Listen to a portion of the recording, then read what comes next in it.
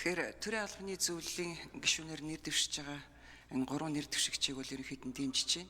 Өнөөдөр төрийн албаны хуулийн шинжилгээний тухай яригдж байгаа энэ цаг үед ялангуяа бас ажлын дадлаг туршлагатай шинэ үзэл бодол, шинэ хандлагатай юм хий гэсэн санаа бодолтой 2 шинэ гишүүн орж иж байгаад бол бас их талархаж хүлээж авч байна.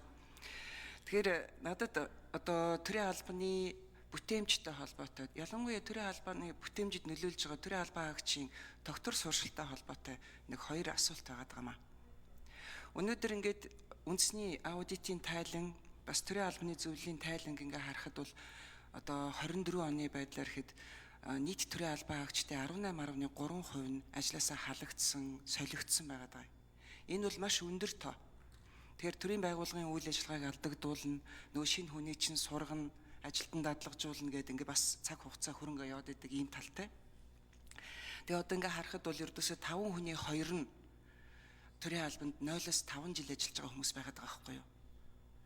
Тэгэхээр энэ уг нь бол 23 онд төрийн албан хаагчийн цалин хөлсийг нэмсэн, нийгмийн баталгааг бас шийдвэрлэх олон арга хэмжээнүүдийг авч хэрэгжүүлсний үр дүнд бол өмнө нэг 23% нь халагддаг, солигддог байсан.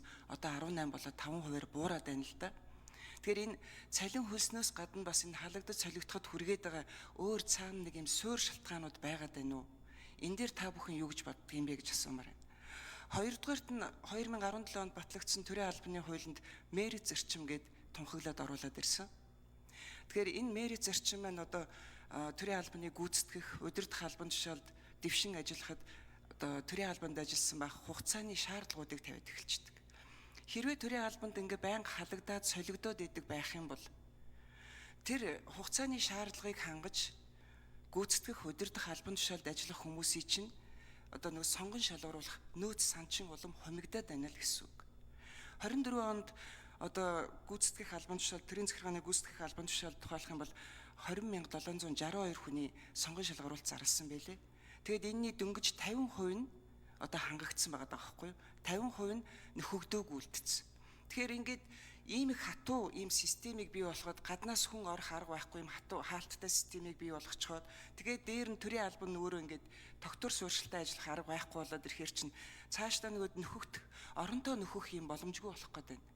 Тэгэхээр энэ төрийн албаны хуулийг шинжлэх гэж байгаа энэ үед энэ асуудлыг ер нь яаж шийдэе гэж та бүхэн бодож байгаа вэ? Энэ дээр ямар санаа оноотой байна вэ гэж би тодруулъя. За залзуугийн нэр дэвшиж хариулт өгье.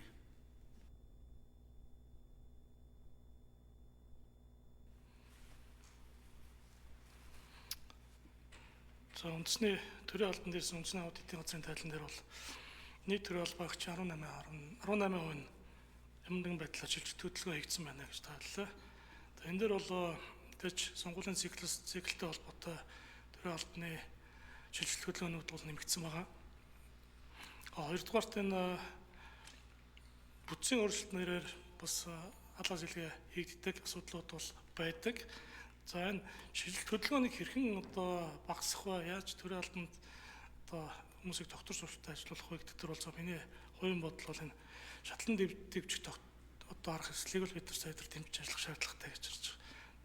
Тухайн нэг хүн төрийн албанд ажиллаад 3-4 жилийн дараа би ийм байр суурь төрнө гэдэг тэр юм тодорхой байх ёстой. Энэ тодорхой бус байдлаас хамаарат энэ төрийн албанаас гарах гэдэг юм уу? Тийм сэтлийг бол төрүүлдэг гэж магадгүй гэж бодож байна. За нэр дэвшиж төгссөн гэл хариулт өгье.